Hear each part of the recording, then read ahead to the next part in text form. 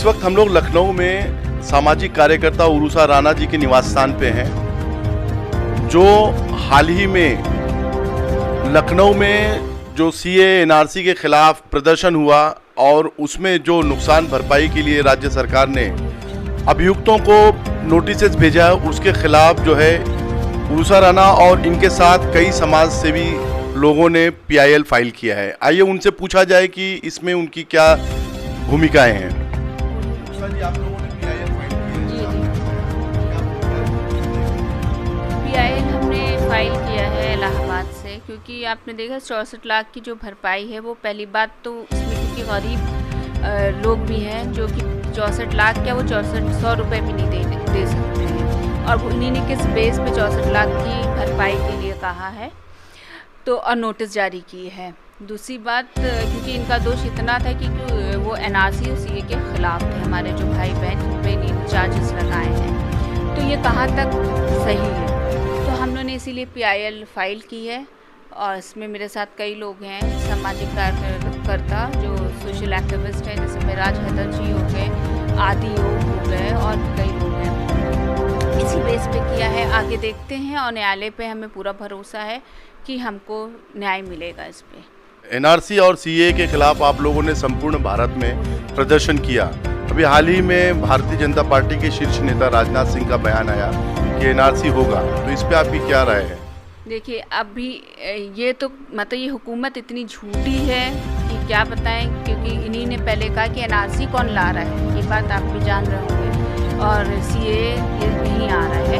हाँ, तो ये तो हमें पता था कि ये लागू करेंगे, क्योंकि इनको किसी कानून का डर नहीं, किसी न्यायपालिका का डर नहीं है, ये खुद ही कानून चला रहे हैं, ये अपनी गुंडागर्दी कर रहे हैं। ठीक है, वो जहाँ कह रहे हैं कि लाएंगे, तो हम लोग भी देखते हैं कि कैसे लाएंगे और कैसे हम लोगों को निकाला जाएगा इस देश से। ये देश सबका है और कोई किसी को निकाल नहीं सकता है।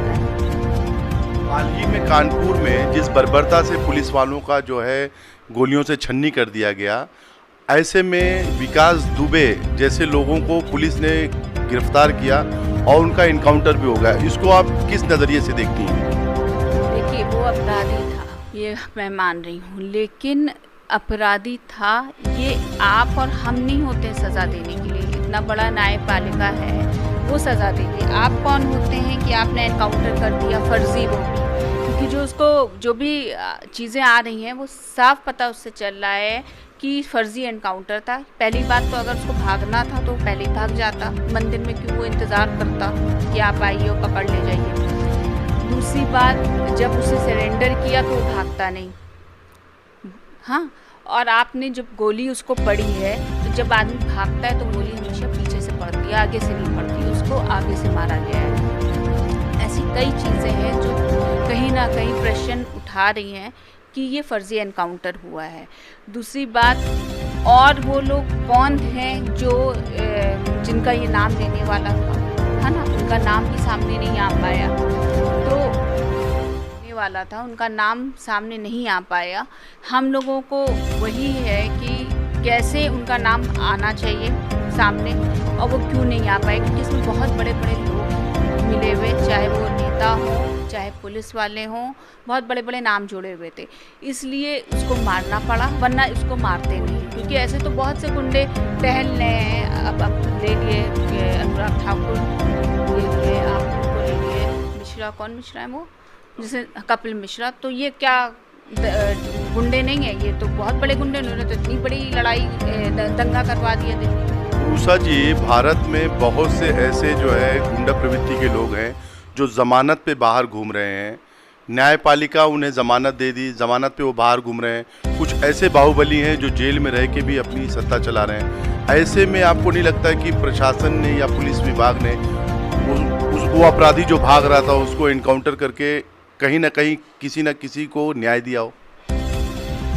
देखिए, भाग रहा था और उसको मारना, ये कह रहे हैं ना कि भाग रहा था, भाई वो भागना होता उसको तो वो अपने को सरेंडर ना करता, पहली बात तो।